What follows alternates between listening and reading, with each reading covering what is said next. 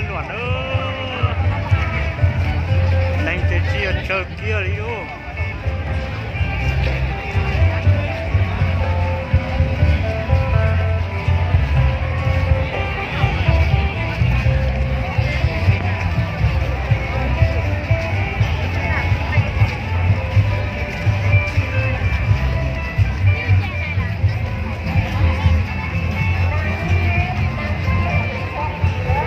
nóจะเจอเลยว่าจ่าเนี่ยอยู่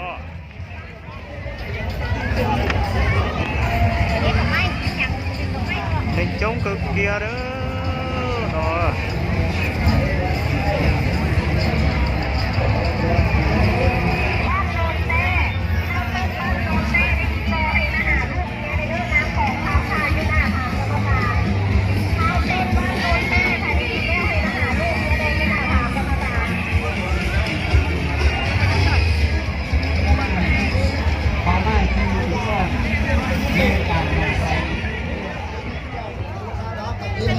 ลูกค้าเนาะลูกค้าสามารถเข้ามาเปิดได้ซื้อกับมือของเจ้าสำหรับลูกค้าผู้ใดที่มาซื้อครบ100,000กีบสามารถจดสลากเลยจบเลยมีคูปองมาจบเลยดิไม่อายนี่เนาะจะจบลงมาที่ได้โทรทัศน์หรือว่าตู้เย็นหรือว่าได้ของขอบใจ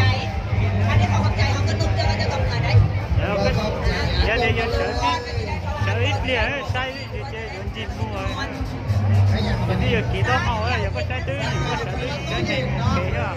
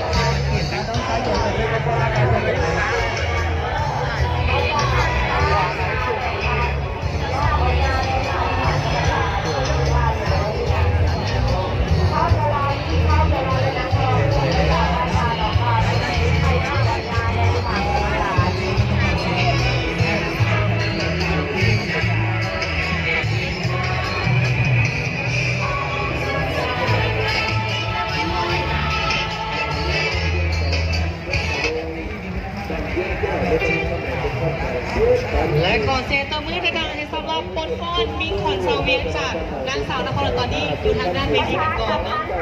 อยู่ทางด้านเวทีกันก่อนและสำหรับเขาจะเป็น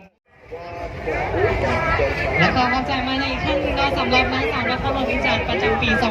2019 และขอเสียงตบมือดังๆอีกครั้งหนึ่งและสำหรับการแสดงดีๆแบบนี้ให้ประธานได้ในหักซุ้มเนาะอยู่ทางเวทีของบริษัทนครวิจารณ์กับพวกเขาและก็ยังมีอีกหลากหลายโชว์พิเศษที่ให้ประธานได้หักซุ้มในคำคืนของมื้อนี้และก่อนที่เขาจะไปหักซุ้มการแสดงเขาจะก้าวเข้าสู่การเล่นกิจกรรมดีๆจากเวทีของพวกเรากันก่อนเพื่อเป็นการผ่อนคลายความตื่นเต้นให้ประธานได้ในเรื่องกิจกรรมดีๆกับเวทีของพวกเราและสำหรับเวทีของพวกเราเนาะที่ขาดไม่ได้เลยสามารถส่วนให้การสนับสนุนของพวกเขานั่นก็คือบริษัทนครหลวงอุตสาหกรรมจำกัดบริษัทสามเอดี้พัฒนาจำกัดผู้เดียวอบอุ่นมีเดียลาวซึ่งเป็นฟิลดีฟอร์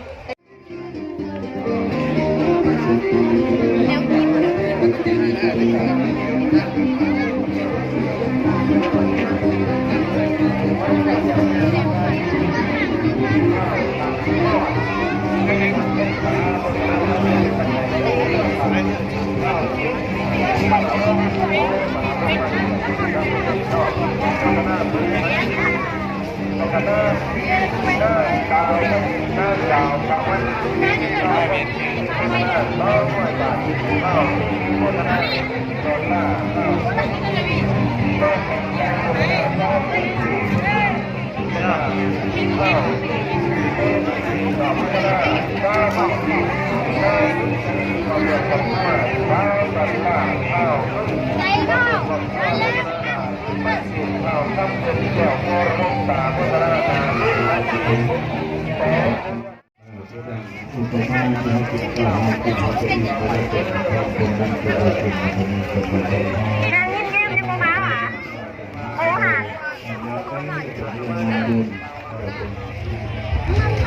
ไปใช้หนึ่งต่อหมื่นปานเด้อแต่ว่า ประชาสัมพันธ์หานางนางสว่างให้มาหาโมเดอร์นางดาถ่ายที่ถามกรรมการนางดอกไม้บ้านคาเฟ่และคาเฟ่ให้มาหาเมเดย์ยืนถามกรรมการนางก้อนคำบ้านดันจ้างลูกนางดาวานแพรทรให้มาหาหน้าบ่าวน้อยเดอร์ถ่ายที่ถามกรรมการ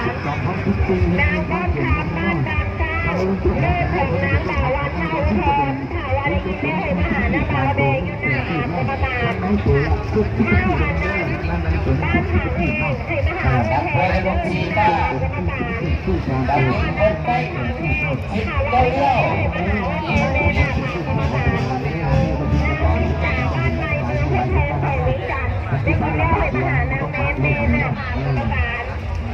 นางมินตาบ้านใหม่เมืองเพชรแพรวิจันทร์ถาวาได้ยินได้ให้มาหานางแม่เมย์หน้าถามกรรมการ ปี2019นี่เป็นเรื่องทางกันเรื่องผู้ปีการบ้านน้อง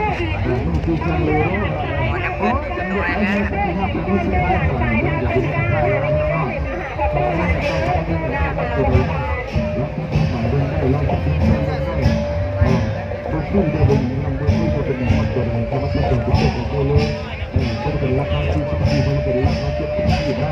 ราคาจากตัวนี้เป็นที่เป็นนี้นะแต่มัน